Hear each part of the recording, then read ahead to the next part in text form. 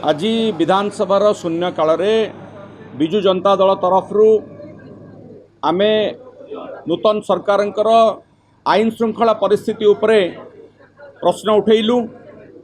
आपण माने भल भाव जानते ये सरकार जेबेठू शासन को आसचंती सेबेठारु ही ओडिशार आईन श्रृंखला क्रमागत भाव विपर्यस्त होबार लगी।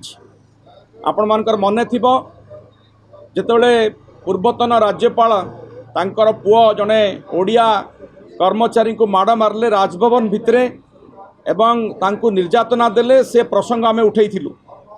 तत्कालीन सरकार बा आईन मंत्री कहिथिले यार जिलापाल तदंत करिवे 15 दिन भितर रिपोर्ट देबे।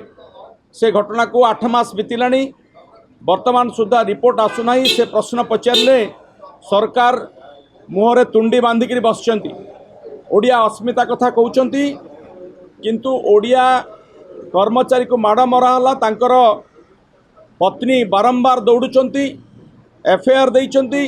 जेतबेले प्रश्न पचार होउची विधानसभा रे माननीय मुख्यमंत्री जी की गृहमंत्री दायित्व अच्छी से प्रसंग रे भूल भाल उत्तर दौरान से कथा मध्य ये विधानसभा देखा मिलला।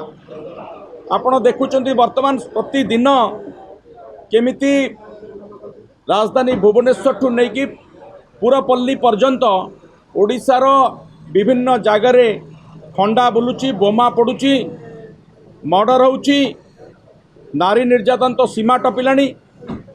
आपण देखिथिबे काली भुवनेश्वर रे गोटे विश्वविद्यालय परिसर रे मध्य आईन श्रृंखला परिस्थिति सृष्टि हैला ताकू सरकार मुकाबिला करि पारले नाही जा फल रे ओडिशा आंतर्जातिक स्तर रे निंदित हला।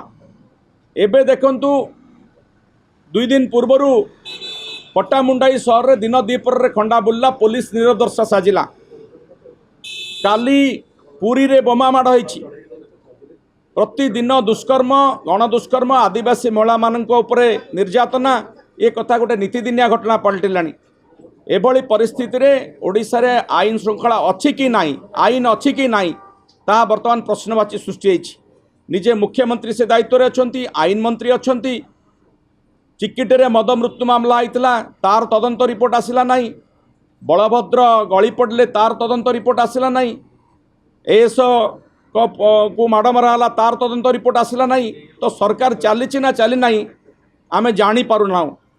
तो गोटे आईन विहीन शासन चली से प्रसंग रे विजु जनता दल तरफरु आमे सरकार को चेते देइछु जदि एभली आपण आईन श्रृंखला को रक्षा करि पारुनाहंती ताले सरकार रु इस्तीफा दे दियंतु आईन मंत्री इस्तीफा दे दियंतु।